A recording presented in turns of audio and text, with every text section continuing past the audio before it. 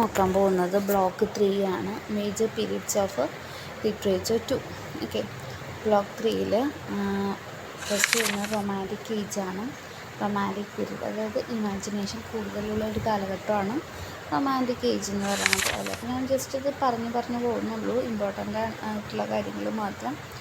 അപ്പോൾ ഈ റൊമാൻറ്റിക് എന്ന് പറഞ്ഞ വാക്ക് നമുക്ക് അറിയായിരിക്കും. ഇവിടെ റൊമാൻറ്റിക് പീരീഡിൽ ഫീലിങ്സ്, അതായത് ഇമോഷൻസ്, ഫീലിങ്സിനാണ് പ്രാധാന്യം കൊടുക്കുന്നത്. എന്തിനേക്കാളും റിയാലിറ്റി, യഥാർത്ഥ കാര്യങ്ങളെക്കാളും കൂടുതൽ ഫീലിങ്സിനും ഇമോഷനും ഇവിടെ പ്രാധാന്യം കൊടുക്കുന്നു. The principle of romanticism, the literary movement began in English literature. എപ്പോഴാണ് തുടങ്ങുന്നത്? ലേറ്റ് 18th സെഞ്ച്വറി ആണെന്ന് മനസ്സിലാക്കുക കേട്ടോ. ഇതൊരു ഏജ് ഓഫ് റെവല്യൂഷൻ ആണെന്ന് വേണമെങ്കിൽ പറയാം. ഒരു ഷിഫ്റ്റാണ്, അതായത് ലിറ്റററി ആൻഡ് ആർട്ടിസ്റ്റിക് സെൻസിബിലിറ്റീസ് ഇവിടെ നടക്കുന്നത്. അണ്ടർലൈൻ ചെയ്യണം, സെലിബ്രേഷൻ ഓഫ് എന്താണ്? Nature, emotions, imagination and common people. ഇതൊക്കെയാണ് ഇതിൻ്റെ മെയിൻ പ്രത്യേകത. ആ ലൈൻ വളരെ ഇമ്പോർട്ടൻ്റ് ആണ് കേട്ടോ.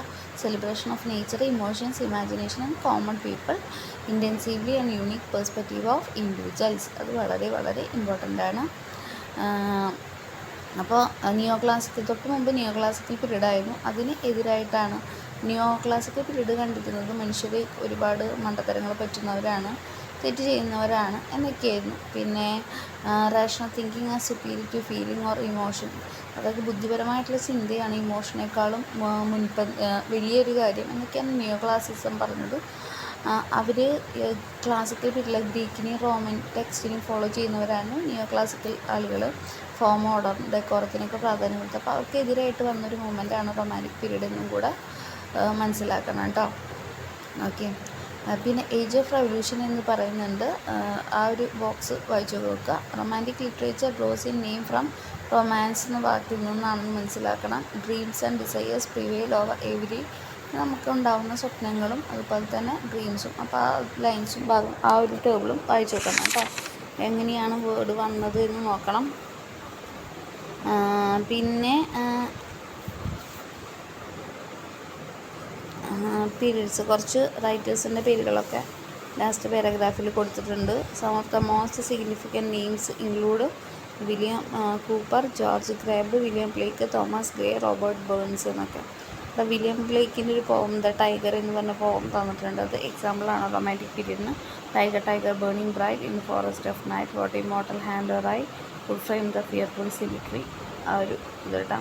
ഇനി റൊമാൻറ്റിസിസം എന്താണെന്ന് ഇവിടെ കൊടുത്തിട്ട് അണ്ടർലൈൻ ചെയ്യണം. റൊമാൻറ്റിസിസം റെപ്രസെൻ്റ് ചെയ്യുന്ന ഷിഫ്റ്റാണ്, ഒരു പുതിയ ലിറ്റററി സെൻസിബിലിറ്റിയാണ്. ഇവിടെ എന്തിനാണ് സെലിബ്രേറ്റ് ചെയ്യുന്നത്? അതായത് അണ്ടർലൈൻ ചെയ്തോ. Individual, the subject, imaginative, spontaneous and emotional as value, unique ആയിട്ടുള്ള perspectives. Deep appreciation of nature വരുന്നുണ്ട്. സോഴ്സ് ഓഫ് ബ്യൂട്ടി, പ്രകൃതിക്ക് ഒരുപാട് പ്രാധാന്യം കൊടുക്കുന്നുണ്ട്. റൊമാൻറ്റിസിസം ഇമോഷന് പ്രാധാന്യം കൊടുത്തു റീസണേക്കാളും. അടുത്ത പാരഗ്രാഫ് ഇമ്പോർട്ടൻ്റ് ആണ്. സെൻസസിന് പ്രാധാന്യം കൊടുത്തു ഇൻ്റലക്ച്വൽ ഫാക്കൽറ്റിയേക്കാളും എന്നുള്ളത് കേട്ടോ. പിന്നെ അത് മൊത്തം ജസ്റ്റ് ഒന്ന് വായിച്ച് നോക്കാം കേട്ടോ. Then publication of lyrical ballads 1798.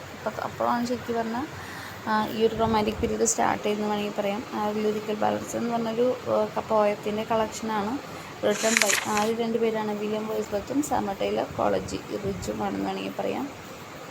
പിന്നെ അത് മനസ്സിലാക്കുക. പിന്നെ അവിടെ കോമൺ പീപ്പിളിന് പ്രാധാന്യം കൊടുക്കുന്നുണ്ട്. അതുപോലെ തന്നെ subject matters of poems, ordinary ആയിട്ടുള്ള സാധാരണക്കാരുടെ സംഭവങ്ങളൊക്കെയാണ് ഇമാജിനേറ്റീവ് മാനറിലാണെന്നും കൂടെ വില്യം വേർഡ്സ്വർത്ത് ഡെഫോഡിൽസ് വരുന്നത്. I wanted lonely as A cloud എന്ന് പറയുന്നത് ആ ഭാഗം ഒന്ന് വായിച്ചു നോക്കണം കേട്ടോ.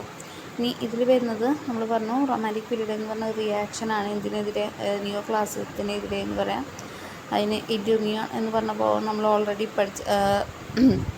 ആ ഒരു മുൻപ് നിങ്ങൾക്ക് കേട്ടിട്ടുണ്ടോയെന്ന് അറിയില്ല. ഇൻഡ്യൂമിയോൺ എന്ന് പറഞ്ഞ പോകത്തിൽ ജോൺ കീറ്റ്സ് പറയുന്നുണ്ട്, thinking of beauty is a joy forever എന്ന് പറയുന്നുണ്ട്. അപ്പോൾ the poem refers to the delight brought by the sight of beautiful object on incident taken from every day ലൈഫാണ്. അപ്പോൾ റൊമാൻറ്റിസിസം അതേസമയം നിയോ ക്ലാസിക്കൽക്കാർ റൂൾസ്, ഓർഡർ, കൺവെൻഷനൊക്കെ പ്രാധാന്യം കൊടുത്തു. അപ്പോൾ അതിനൊക്കെ എതിർത്തു റൊമാൻറ്റിസ്. അവർ കുറച്ചും കൂടെ നല്ല നല്ല തീമുകൾ കൊണ്ടുവന്നു. റൊമാൻറ്റിക് റൈറ്റേഴ്സ് അറ്റൻഷൻ കൊടുത്ത കോമൺ ലൈഫിനായിരുന്നു. ഓക്കെ, അപ്പോൾ ഒന്നാമത്തെ പ്രത്യേകത എന്താ? റൊമാൻറ്റിക് പീരീഡ് അത് നിയോ ക്ലാസിക്കത്തിലെ വലിയ റൂൾസ്, റെഗുലേഷൻസ്, ഫോമിനൊക്കെ എതിരായിട്ടുള്ള ഒന്നായിരുന്നു. റൊമാൻറ്റിസിസം. ഇനി റൊമാൻറ്റിസിസം എന്തിനാണ് പ്രാധാന്യം കൊടുത്തത്? ഇമാജിനേഷനാണ് പ്രാധാന്യം കൊടുത്തത്. Emphasis on imagination. അത് വായിക്കുക. Then representation of nature. നേച്ചറിന് അവർ പ്രാധാന്യം കൊടുത്തു. ഉദാഹരണങ്ങളൊക്കെ നോക്കുക കേട്ടോ. ഓക്കെ. പിന്നെ നെക്സ്റ്റ് വരുന്നത് എന്താണ്? Significance of emotion. ഇമോഷന് പ്രാധാന്യം കൊടുത്തു. ഇൻഡിവിജ്വാലിറ്റി, വ്യക്തിത്വത്തിന് പ്രാധാന്യം കൊടുത്തു. എവരിഡേ ആൻഡ് എക്സോട്ടിക്, എവരിഡേ ലൈഫിന് പ്രാധാന്യം കൊടുത്തു. സൂപ്പർ നാച്ചുറൽ എലമെൻസിനൊക്കെ പ്രാധാന്യം കൊടുത്തു. എല്ലാ തീമുകളും വളരെ വളരെ ഇമ്പോർട്ടൻ്റ് ആണ്. ആ ഒരു സെക്ഷൻ, ആ റെഡിങ് കൊണ്ട് മാർക്ക് ചെയ്ത എല്ലാം ഇമ്പോർട്ടൻ്റ് ആണെന്ന് പറയാം കേട്ടോ. ഇനി കുറച്ച് മൂവ്മെൻറ്റുമായിട്ട് some of the most significant names associate with this movement. അപ്പോൾ ആ ഒരു മൂവ്മെൻറ്റുമായി ബന്ധപ്പെട്ട കുറച്ച് പേരുകൾ അവിടെ കൊടുത്തിട്ടുണ്ട്. One of the influence of romantic movement English is storm and stress, German movement of late 18th century. അപ്പോൾ റൊമാൻറ്റിക് മൂവ്മെൻറ്റുമായിട്ട് ഇൻഫ്ലുവൻസ് ചെയ്തൊരു മൂവ്മെൻറ്റാണ് ഇത് കേട്ടോ, സ്റ്റോം ആൻഡ് സ്ട്രെസ് എന്ന് പറഞ്ഞ മൂവ്മെൻറ്റ്. അപ്പോൾ ആ മൂവ്മെൻറ്റിനെ കുറിച്ചുള്ള ബോക്സാണ്. അത് ആരൊക്കെയാണ് അതിൽ മെയിനായിട്ട് വരുന്നത് എന്നൊക്കെ ഒന്ന് വായിച്ചു നോക്കാം കേട്ടോ. പിന്നെ റൊമാൻറ്റിസത്തിലെ മെയിൻ തീം എന്താണ്? ഇന്നോസെൻസ്, നിഷ്കളങ്കത, സെലിബ്രേഷൻ ഓഫ് റൂറൽ ലൈഫ്, ഗ്രാമജീവിതത്തിൻ്റെ celebration, dangers of urban city ലൈഫിൻ്റെ പ്രശ്നങ്ങൾ, പാൻതെയിസം, സെൽഫൊക്കെയാണ് മെയിൻ തീമുകൾ. ഇതൊരു ഇമോഷണലായിട്ടും സബ്ജക്റ്റീവ് സ്റ്റൈലിലും ഒക്കെ നമുക്കത് കാണാൻ പറ്റുമെന്ന് പറയാണ്. Dominant literary runner of the പീരീഡായിട്ട് ഇത് തന്നെയാണ് നിലനിന്നിരുന്നത്. ഒന്നാമത്തെ ആളാരായിരുന്നു? William Wordsworth. വില്യം വേർഡ്സ്വർത്തിനെ കുറിച്ചുള്ളതാണ് പിന്നെ പറഞ്ഞത്. അപ്പോൾ അത് നോക്കുക കേട്ടോ. വില്യം വേർഡ്സ്വർത്തിൻ്റെ സിഗ്നിഫിക്കൻറ്റ് വർക്ക് ദ പ്രിലൂഡ്, അത് ലോങ് ഓട്ടോബയോഗ്രഫിക്കൽ പോവുമാണ്. The poem in 2 volumes, the note to duty, ode intimations of immortality, poems Michael, idiot boy, solitary reaper, daffodils, rainbow എല്ലാം ഇമ്പോർട്ടൻ്റ് ആണ് കേട്ടോ. റൊമാൻറ്റിക് പോയിട്ട് പിന്നെ അടുത്ത പോയിട്ട് ആരാണെന്ന് വെച്ചാൽ സാമുവൽ ടെയ്ലർ കോളറിഡ്ജാണ്. ഞങ്ങൾക്ക് അണ്ടർലൈൻ ചെയ്യാൻ പറഞ്ഞിട്ടുണ്ടായിരുന്നു. വില്യം വേർഡ്സ്വർത്ത് കഴിഞ്ഞാൽ അടുത്ത ആളാരാണ്? സാമുവൽ ടെയ്ലർ കോളറിഡ്ജ് ആയിരുന്നു. റൊമാൻറ്റിക് ലിറിക്കൽ ബാലൻസിൽ 4 പോയം അദ്ദേഹത്തിൻ്റെയാണെന്ന് പറയുകയാണ്. Coleridge shorts most visible features of romanticism. എന്തൊക്കെയായിരുന്നു തീമുകൾ? ലവ് ഓഫ് ലിബർട്ടി, സ്വാതന്ത്ര്യം, ദെൻ റെവല്യൂഷണറി സീൽ, ഐഡിയലിസം ഒക്കെയാണ് കേട്ടോ. കോളറിഡ്ജിൻ്റെ കാര്യങ്ങൾ നമ്മൾ വായിച്ചു നോക്കണം, വായിച്ച് പോകാം കേട്ടോ. ദെൻ കോളറിഡ്ജിൻ്റെ കാര്യങ്ങൾ ഇനിയാണ് വേർഡ്സ്വർത്തും കോളറിഡ്ജും കൂടിയുള്ളത്. ദെൻ മൂന്നാമത്തെ ആൾ, ഇവർ 3 പേരെ ലേക്ക് പോയിട്ട് എന്നാണ് വിളിക്കുന്നത്. മൂന്നാമത്തെ ആളാണ് ആര്? റോബർട്ട് സദേര. വായിച്ച് നോക്കുക. കുറച്ച് ഇമ്പോർട്ടൻ്റ് ആയിട്ടുള്ള കാര്യങ്ങളൊക്കെ ഞാൻ പറഞ്ഞിട്ടുണ്ടായിരുന്നു. അപ്പോൾ ഒക്കെ നോക്കുക കേട്ടോ. അപ്പോൾ ഇവർ 3 പേര് കഴിഞ്ഞു. ഇനി അടുത്ത ഇറ ഓഫ് റൊമാൻറ്റിസം, ഈ 3 പേർക്ക് ശേഷം William Wordsworth, Samuel Taylor Coleridge, Robert Southey. ഇവർക്ക് ശേഷം പിന്നെ വരുന്ന സെക്ഷനാണ് ഷെല്ലി. ഷെല്ലിനെ കുറിച്ച് അറിഞ്ഞിരിക്കണം. ഷെല്ലിയുടെ വർക്കുകളും സെഞ്ചിയൊക്കെ ഷെല്ലിയുടെ വർക്കുകളാണ്. അപ്പോൾ അതൊക്കെ ഒന്ന് നോക്കുക കേട്ടോ. ദെൻ ഷെല്ലി കഴിഞ്ഞ് കഴിഞ്ഞാൽ PB ഷെല്ലി കഴിഞ്ഞു. ദെൻ അടുത്തത് നമുക്ക് പിന്നെ ജോൺ കീറ്റ്സ് വരുന്നുണ്ട്. ഷെല്ലി കഴിഞ്ഞ് കഴിഞ്ഞാൽ കീറ്റ്സ് വരുന്നുണ്ട്. കീറ്റ്സിനെ കുറിച്ച് അറിഞ്ഞിരിക്കണം. ജോൺ കീറ്റ്സിൻ്റെ ഇമ്പോർട്ടൻറ്റ് വർക്കുകളും കാര്യങ്ങളൊക്കെ നോക്കുക. ദെൻ പ്രോസ്, പിന്നെ പോയറ്റ് കഴിഞ്ഞാൽ പിന്നെ പ്രോസ് സെക്ഷനിൽ കിടക്കുമ്പോൾ റൊമാൻറ്റിക് എസ്സേയിസ്റ്റ് ആ ഒരു കാലഘട്ടത്തിലെ പ്രോസ് റൈറ്റർ എന്ന് പറഞ്ഞാൽ ചാൾസ് ലാമ്പാണ്. ചാൾസ് ലാമ്പിനെ കുറിച്ചിട്ട് അറിയണം. ലാമ്പിൻ്റെ എസ്സേകളെ കുറിച്ചിട്ടൊക്കെ ആ ഒരു ബോക്സൊക്കെ നല്ലപോലെ നോക്കുക. ദെൻ വില്യം ഹാസ്ലിറ്റ് വരുന്നുണ്ട്. പിന്നെ വില്യം ഹാസ്ലിറ്റിനെ കുറിച്ച് മനസ്സിലാക്കണം. ദെൻ തോമസ് ഡിക്വിൻസി വരുന്നുണ്ട്. Thomas De Quincey. ദെൻ ഓൾഡസ് ഹക്സ്ലിയുടെ ദ ബ്രെയിവ് ന്യൂ വേൾഡ് എന്ന് പറഞ്ഞ വർക്കൊക്കെ വരുന്നുണ്ട് കേട്ടോ.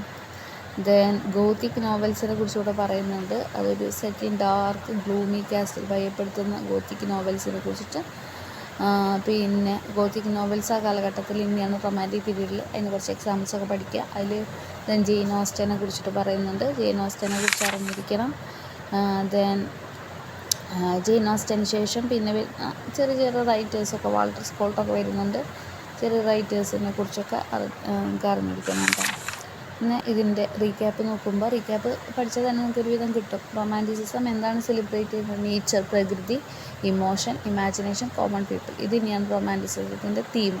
എന്തിനെതിരായിട്ടാണ് വന്നത്? നിയോ ക്ലാസിസത്തിനെതിരെ. നിയോ ക്ലാസിസം എന്തിലാണ് പ്രാധാന്യം കൊടുത്തത്? ഓർഡർ, ഇൻ്റലക്റ്റ്, ബുദ്ധിക്ക്, റീസൺ, കാരണത്തിന്, യൂണിവേഴ്സലിസത്തിന്. റൊമാൻറ്റിസത്തെ എന്തെന്ന് വിളിച്ചിരുന്നു? ഏജ് ഓഫ് എവല്യൂഷൻ എന്ന് വിളിച്ചിരുന്നു. പ്രീ റൊമാൻറ്റിക്സ് ആരാണ്? റൊമാൻറ്റിസത്തിന് മുമ്പുള്ളവരാരാണ്? വില്യം ബ്ലേക്കും തോമസ് ഗ്രേയും. ഇവരാണ് ശരിക്കും റൊമാൻറ്റിക് മൂവ്മെൻറ്റിന് സ്റ്റേജ് ഒരുക്കി കൊടുത്തത്. എപ്പോഴാണ് റൊമാൻറ്റിസം സ്റ്റാർട്ട് ചെയ്യുന്നത്? 1798 ലിറിക്കൽ ബാലഡ്സ് പബ്ലിഷ് ചെയ്തപ്പോഴാണ്. ആരുടെ പോയട്രി കളക്ഷനാണ് lyrical ballads? It's a collection of poems by William Wordsworth and Samuel Taylor Coleridge. വലിയൊരു മൈൽ സ്റ്റോൺ ആയിരുന്നു. ഇനി എന്തൊക്കെയാണ് റൊമാൻറ്റിസിസത്തിൻ്റെ ഫീച്ചേഴ്സ് എന്ന് പറയുന്നത്? It was include the reaction against rules and conventions ഒക്കെ എതിരായിട്ടുള്ള റിയാക്ഷൻ ആയിരുന്നു. ഇമാജിനേഷൻ ഉണ്ടായിരുന്നു, ലവ് ഓഫ് നേച്ചർ ഉണ്ടായിരുന്നു, ഇൻഡിവിജ്വലിസം വ്യക്തിത്വത്തിന് പ്രാധാന്യം കൊടുത്തു, emotion, everyday themes, exotic sources, supernatural elements ഒക്കെ ഉണ്ടായിരുന്നു. ആ റൊമാൻറ്റിസിസത്തിൻ്റെ ഫീച്ചേഴ്സ് നമുക്ക് പോയട്രി, പ്രോസ് ഫിക്ഷൻ ആൻഡ് ഡ്രാമയിൽ കാണാൻ പറ്റുമായിരുന്നു. പോയട്രി വന്നു, പിന്നെ പ്രോസ് വന്നു എന്നൊക്കെ വേണമെങ്കിൽ പറയാം. ലീഗ് പോയിറ്റ്സ് ആരാ? Wordsworth, Coleridge, Southey. ഇവർ ഇമോഷൻ, ഇൻഡിവിജ്വൽ പെർസ്പെക്റ്റീവ്സ് ഒക്കെ ന്യൂ റൈറ്റിംഗ് സ്റ്റൈലിൽ കൊണ്ടുവന്നു. പിന്നെ വന്ന റൊമാൻറ്റിക്സ് ആരാണ്?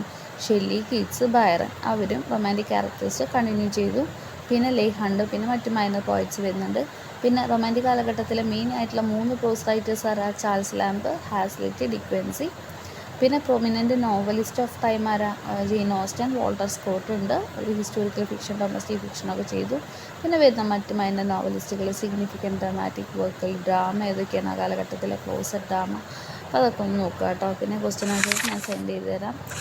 ദെൻ അടുത്തത് പീരീഡ് എന്ന് പറഞ്ഞാൽ റൊമാൻറ്റിക് പീരീഡ് കഴിഞ്ഞ് കഴിഞ്ഞാൽ നെക്സ്റ്റ് പീരീഡ് വിക്ടോറിയൻ പീരീഡാണ്. ഇത് ക്വീൻ വിക്ടോറിയയുടെ കാലഘട്ടം എന്ന് വേണമെങ്കിൽ പറയാം. ഇതിന് ഏജ് ഓഫ് കോംപ്രമൈസ്, അതായത് പ്രശ്നങ്ങൾ പരിഹരിക്കുന്ന ഒരു കാലഘട്ടം. ക്രൈസിസ് ഓഫ് ഫെയ്ത്ത്, വിശ്വാസത്തിൽ വരുന്ന പ്രശ്നങ്ങൾ. മോറൽ പർപ്പസ്, സന്മാർഗ ഉദ്ദേശങ്ങൾ. റിയലിസം, യാഥാർത്ഥ്യം. സൊസൈറ്റി, സമൂഹം ഒക്കെ ഇതിൽ വരുന്നുണ്ട് കേട്ടോ. അപ്പോൾ അതിൽ ഡിസ്കഷൻ്റെ പേജ് നിങ്ങൾ വായിച്ചു നോക്കുക. പിന്നെ characteristics of the age, Victorian കാലഘട്ടത്തിൻ്റെ ക്യാരക്ടറിസ്റ്റിക്സ് എന്താണ്? മോറൽ പർപ്പസ്, എന്തിനും മൊറാലിറ്റി, എപ്പോഴും മോറലായിട്ടുള്ള റിലീജിയസ് കോൺട്രവേഴ്സീസ് അതുമായി ബന്ധപ്പെട്ടൊക്കെ. ദെൻ ഇത് ഫോക്കസ് ചെയ്യുന്ന പ്രാക്ടിക്കൽ ആസ്പെക്ട്സ് ഓഫ് ലൈഫിനെയാണ്, അതായത് ഇമോഷനൊന്നും വലിയ പ്രാധാന്യം കൊടുക്കാത്ത പ്രാക്ടിക്കൽ ആസ്പെക്ട്സിന് പ്രാധാന്യം കൊടുക്കുക. ദെൻ റിയലിസം, യാഥാർത്ഥ്യത്തിന് പ്രാധാന്യം കൊടുക്കുന്നുണ്ട്. ദ ക്രൈസിസ് ഓഫ് ഫെയ്ത്ത് വരുന്നുണ്ട്, വിശ്വാസവുമായി ബന്ധപ്പെട്ട കാലം. Then Victorian compromise. എന്താ വിക്ടോറിയൻ കോംപ്രമൈസ് എന്ന് പറഞ്ഞാൽ ഈ ഒരു കാലഘട്ടത്തെ ഏജ് ഓഫ് കോംപ്രമൈസ് എന്ന് വിളിക്കുകയാണ്. കാരണം ഡിഫറെൻറ്റ് കോൺഫ്ലിക്റ്റിംഗ് പ്രശ്നങ്ങൾ അവിടെയുണ്ട്. ഒന്നെന്താണ്? Religion in the face of scientific advancements. ശാസ്ത്രം പുരോഗമിച്ചപ്പോൾ പലരും നഷ്ടമായി തുടങ്ങി, വിശ്വാസം നഷ്ടമായി തുടങ്ങി. അതേസമയം there was a tendency to strictly follow social and cultural convention even as new reforms were being introduce. പുതിയ മാറ്റങ്ങൾ കൊണ്ടുവന്നിട്ടും പണ്ടുണ്ടായിരുന്ന അതേ കാര്യങ്ങൾ, വിശ്വാസങ്ങളും ഫോളോ ചെയ്യാൻ ഒരു വിഭാഗം നിൽക്കുന്നു. ചിലർ മാറണമെന്ന് പറയുന്നു. പിന്നെ ഇൻഡസ്ട്രിയലൈസേഷൻ വന്നു, അങ്ങനത്തെ പ്രശ്നങ്ങൾ. അപ്പോൾ ഈ ഒരു ആർക്ക് കോംപ്രമൈസ് ചെയ്യേണ്ട ഒരു അവസ്ഥയാണ്. The literature of period reflect above contradiction in society to strike a balance കൊണ്ടുവരാൻ ശ്രമിക്കുന്നതിനെയാണ് വിക്ടോറിയൻ കോംപ്രമൈസ് എന്ന് പറയുന്നത്.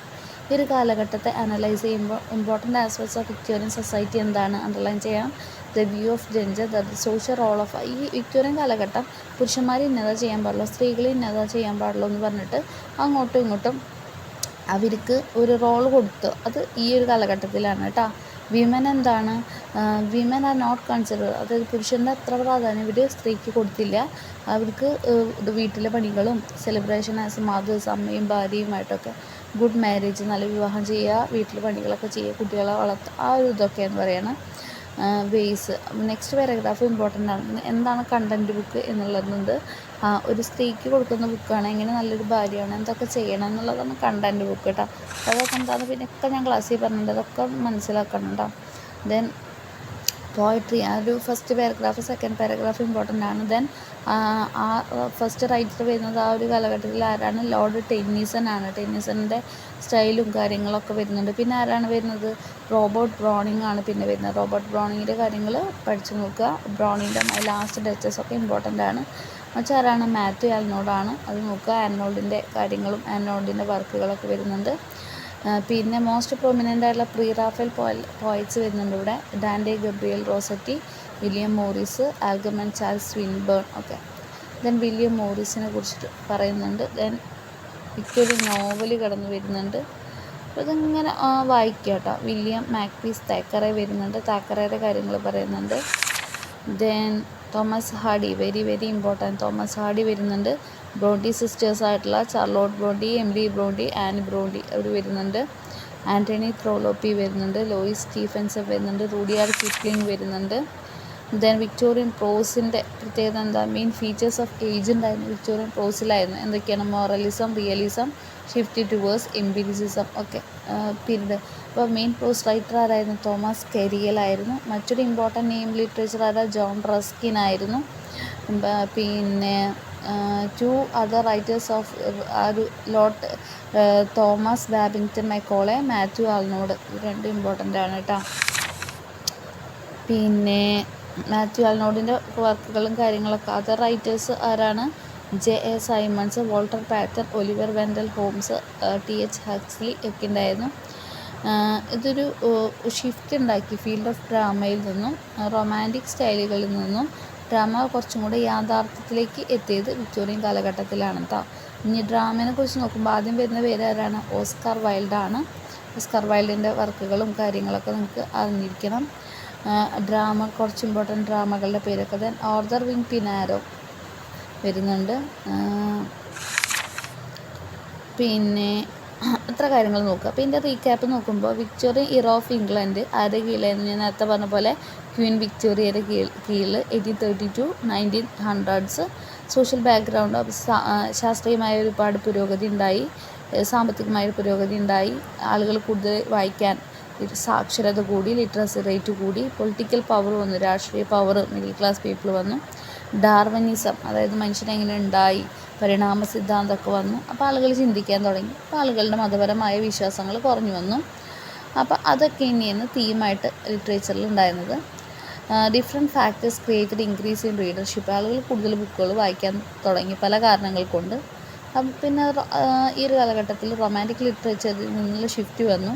മേജർ തീംസ് നേരത്തെ പറഞ്ഞ പോലെ moral purpose, practical issues, realism, lack of idealism, religious conflict, mixed സ്റ്റൈലൊക്കെ ആയിരുന്നു. ഇവിടെ relevance of religion and women's right are crucial issues. Tennyson, Browning, Arnold ഇവരൊക്കെ പല പല സ്റ്റൈലുകളായിട്ട് വന്നു. മൈനർ പോയിറ്റ്സ് ആയിട്ടുള്ള എലിസബത്ത് ബ്രൗണിങ്, ക്ലോഫ് ഒക്കെ വന്നു. പ്രീ റാഫേൽ പോയിറ്റുകൾ ഈ ഒരു വിക്ടോറിയൻ സ്റ്റൈൽ ഓഫ് പോയിട്രിക്ക് എതിർത്തു. പ്രീ റാഫേൽ പോയിറ്റുകൾ റിവോൾട്ട് എതിർത്തു against Victorian style of poetry. പിന്നെ Dickens, Charles Dickens, Makepeace Thackeray, George Eliot ഇവർ റിയലിസം, സോഷ്യൽ ഇഷ്യൂസ്, ഫിലോസഫി കൊണ്ടുവന്നു. മൈനർ റൈറ്റേഴ്സ് ആരൊക്കെയാണ്? ഡിസ്ട്രേലി, ബോണ്ടി സിസ്റ്റേഴ്സ് അവരൊക്കെ വരുന്നു. ദെൻ പ്രോസ് റൈറ്റേഴ്സായിട്ട് കാരിയൽ, റസ്കിൻ, മാത്യു ആൾനോഡൊക്കെയാണ്. മക്കോളയുടെ biographical and historical essays, seriousness, socio political criticism. Major dramatist ആയിരുന്ന സമയത്ത് Oscar Wilde, Jones, Pinero comedy സെറ്റെയറൊക്കെ കൊണ്ടുവന്നിട്ടുണ്ടായിരുന്നു. ഏജ് ഓഫ് കോംപ്രമൈസ് എന്ന് ഈ ഒരു കാലഘട്ടത്തെ പറയുന്നു. ഇത്ര കാര്യങ്ങൾ പഠിച്ചു വയ്ക്കണം കേട്ടോ. ദെൻ ഇതിൽ പറയുന്നത് മോഡേൺ പീരീഡാണ്. മോഡേൺ പീരീഡിൽ മോഡേണിസം നമുക്ക് നോക്കാം എന്തൊക്കെയാണ് ഫീച്ചേഴ്സ് നോവൽ പോട്രിയിലൊക്കെ ഡിസ്കഷൻ നോക്കുക. ഒരു കാലഘട്ടത്തിലെ ക്യാരക്ടറിസ്റ്റിക്സ് എന്ന് പറഞ്ഞു കഴിഞ്ഞാൽ strong and intentional break from tradition.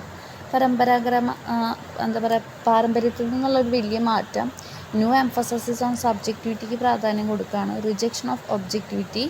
Then blurring of boundaries between genres. അതായത് ഇന്ന ശാഖ നോവൽ ഇങ്ങനെ മാത്രമേ പാടുള്ളൂ, അതൊക്കെ മാറി അതൊക്കെ ബ്ലർ ചെയ്യാണ്. ഫ്രാഗ്മെൻ്റ് ഫോംസ് വന്നു. റിഫ്ലക്റ്റിവിറ്റി, എക്സ്പെരിമെൻറ്റേഷനൊക്കെ വന്നു.